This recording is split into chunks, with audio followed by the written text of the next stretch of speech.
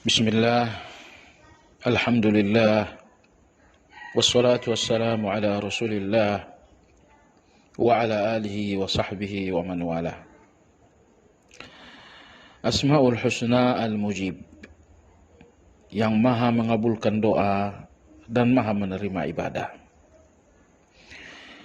Di antara ibadah yang sangat agung di dalam nama Allah al-mujib adalah ar-raja, optimisme dan harapan bahwa ibadah-ibadah dan doa-doa diterima oleh Allah Subhanahu wa taala. Tentu kita hanya memiliki harapan, bukan keyakinan pasti.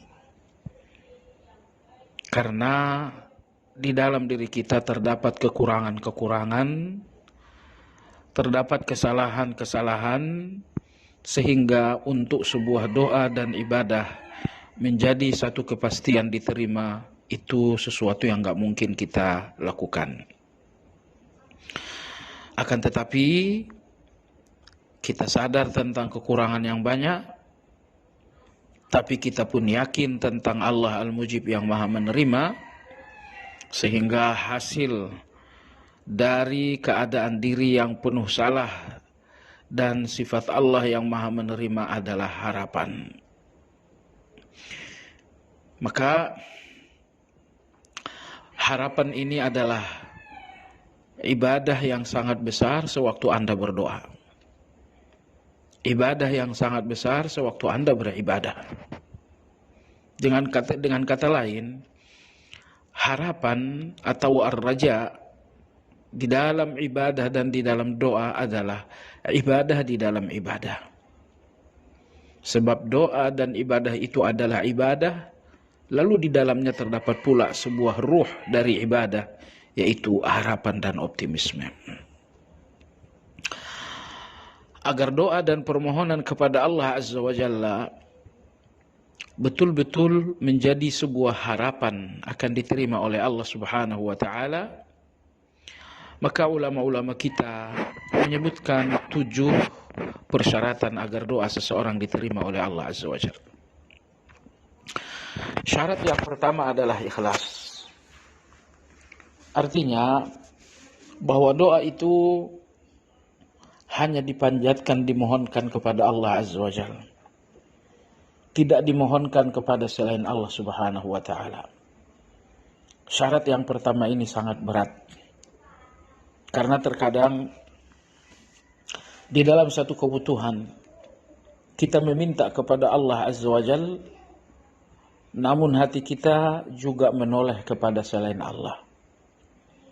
Kadang-kadang hati kita menoleh kepada seorang teman, seorang kolega yang mungkin bisa menjadi sandaran dan harapan.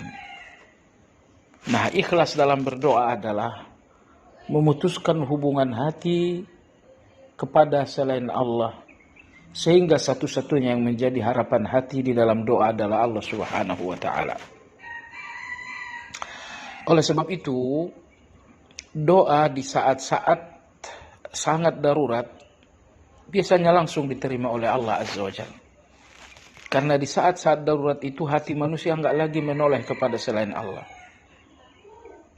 Maka ada satu pepatah bahwa pertolongan selalu datang di saat darurat. Karena di saat darurat itulah hati manusia terlepas dari seluruh manusia. Dalam saat darurat seperti itulah hati benar-benar hanya berharap kepada Allah Azza wa Jalla yang maha mencipta. Nah, ketika suasana tauhid betul-betul muncul, maka pertolongan dan ijabah itu pun benar-benar datang. Kemudian syarat kedua agar doa diterima oleh Allah Subhanahu wa taala adalah al-khusyuk. Berdoalah dengan hati yang khusyuk, jangan dengan hati yang lalai. Jangan berdoa dengan lisan, tetapi dengan hati yang terus-menerus terus-menerus lalai. Jadi ikut sertakan hati ini di dalam berdoa. Dan apabila ucapan lisan di dalam doa bersatu dengan kekhusyukan hati, insya Allah doa akan diterima oleh Allah. Syarat yang ketiga adalah aklul halal, makanan yang halal. Syarat yang keempat adalah bahwa doa tersebut tidak mengandung dosa dan tidak pula mengandung pemutusan silaturahmi. Kemudian syarat berikutnya adalah adamul i'tida. Jangan melampaui batas dalam berdoa. Melampaui batas, misalnya meninggikan suara berlebihan misalnya, jangan melampaui batas.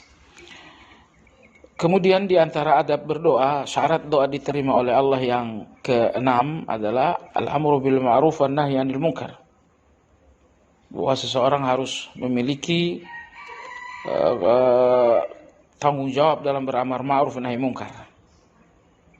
Sebab apabila di depan Anda ada kemungkaran, Anda mampu untuk melarang dan Anda memilih diam, biasanya doa-doa Anda pun tidak didengar oleh Allah Azza wa Jalla.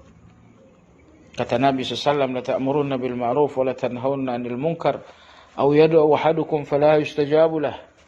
Kata Nabi, kalian amar ma'ruf dan nahi munkar, atau kalau enggak, doa kalian tidak diterima oleh Allah Subhanahu wa taala.